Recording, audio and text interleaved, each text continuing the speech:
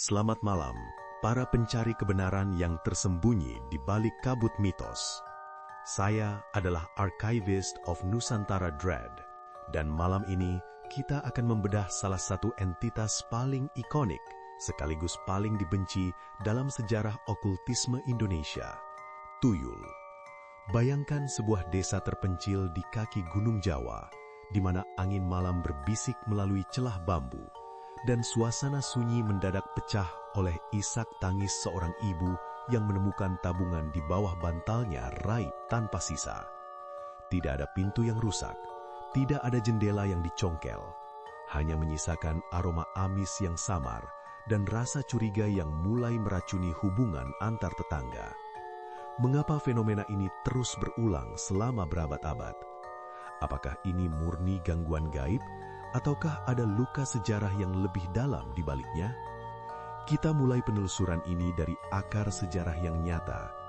Meskipun sosok makhluk kecil pencuri uang telah ada dalam memori kolektif masyarakat Jawa sejak era kerajaan, istilah tuyul secara spesifik baru mulai mengkristal dalam literatur dan percakapan publik sekitar tahun 1929.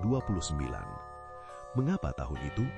Sejarah mencatat tahun 1929 sebagai awal dari Malaise atau Depresi Besar Ekonomi Global.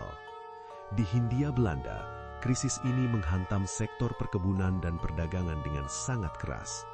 Namun, jika kita menarik garis lebih jauh ke belakang, bibit kecurigaan mistis ini sebenarnya sudah tertanam sejak tahun 1870. Ketika pemerintah kolonial Belanda menerapkan politik pintu terbuka atau liberalisasi ekonomi.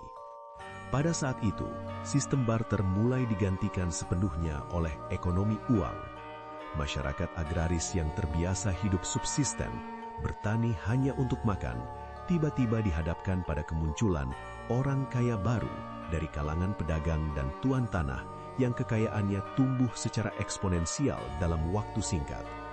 Bagi para petani yang bekerja memeras keringat di bawah terik matahari, namun tetap miskin, kekayaan para pedagang yang hanya duduk diam di rumah, namun uangnya terus bertambah, adalah sebuah anomali. Logika mereka saat itu hanya punya satu jawaban: ada bantuan kekuatan gelap. Inilah saat di mana kapitalisme bertemu dengan okultisme. Eskalasi mitos ini berkembang dari sekadar setan gundul menjadi sebuah kontrak mistis yang mengerikan.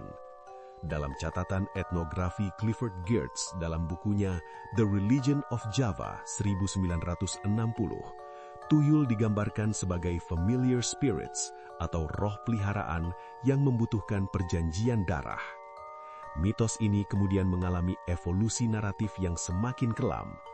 Tuyul diyakini berasal dari janin yang diaborsi atau bayi yang meninggal sebelum sempat menghirup udara dunia.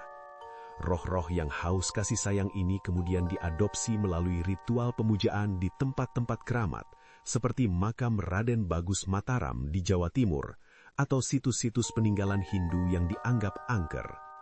Sang pemilik, atau yang sering disebut pemelihara, harus menyediakan tumbal atau persembahan rutin.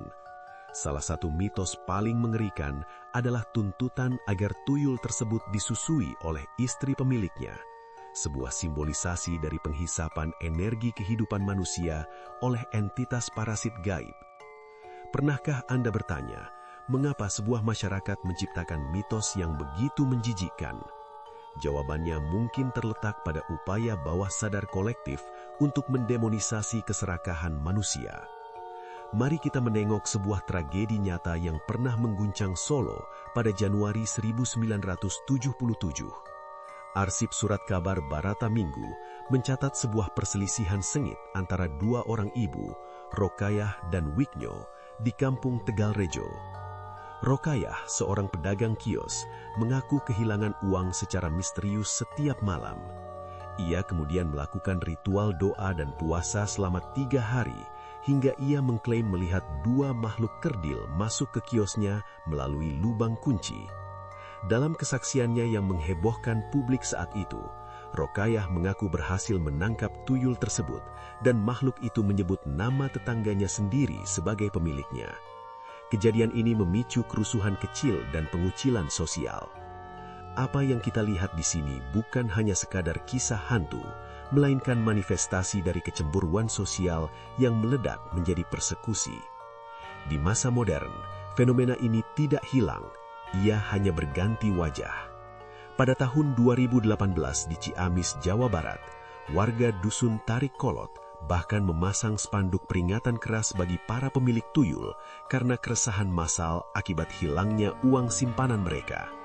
Di Jember pada akhir 2024 hingga awal 2025, teror serupa kembali mencuat, memicu warga untuk memasang jebakan berupa cermin, kepiting, atau kacang hijau. Benda-benda yang diyakini secara tradisional dapat mengalihkan perhatian tuyul yang memiliki sifat kekanak-kanakan. Lantas, mengapa teror ini tidak pernah berakhir? Sebagai arkivis, saya melihat tuyul adalah cermin dari ketidakadilan ekonomi yang gagal dijelaskan oleh logika materialistik.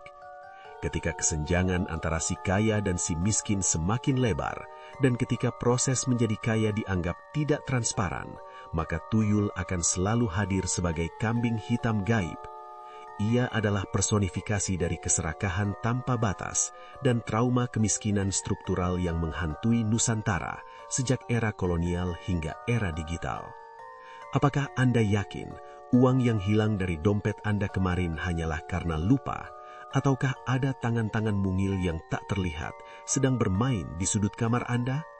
Sejarah mungkin punya data, tapi kegelapan selalu punya cara untuk menyimpan rahasianya sendiri. Tetaplah waspada, karena di Nusantara, batas antara mitos dan kenyataan seringkali hanya setipis benang kain kafan. Ikuti terus cerita lainnya hanya di Mistik Nusa.